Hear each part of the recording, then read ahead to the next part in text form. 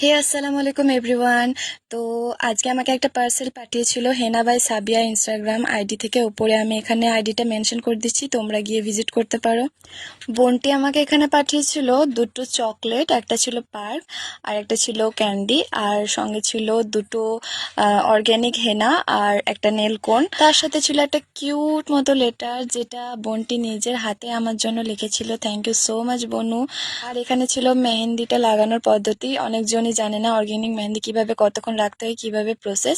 এখানে আমি একটা ডিজাইন করে নিয়েছি, সবাই কমেন্টে জানিও ডিজাইনটা কেমন হয়েছে। তারপর মেহেন্দিটা সারা রাত রাখার পর, মানে 6 থেকে 7 ঘন্টা রাখার পর, এটা হচ্ছে আমার সকালের ফ্রেশ টেন। সত্যি বলতে কালারটা এরকম অরেঞ্জ কালার এসেছিল, আমি তো সত্যি ভয় পেয়ে গেছিলাম যে আদেও কালারটা হবে কিনা। বাড়িতে বিয়ে আছে, এরকম অরেঞ্জ কালার তো তখনই হয় যখন কোনো কালার আসেই না। তো আমি সত্যি প্রচন্ড ভয় পেয়ে গেছিলাম, কিন্তু না, সময়ের সাথে সাথে কালারটা খুবই সুন্দর এসেছিল। সত্যি বলতে আমার খুব ভালো লেগেছে যে পুরো কালো হয়ে গেছিল, ডিজাইনটা এত সুন্দর লাগছিল।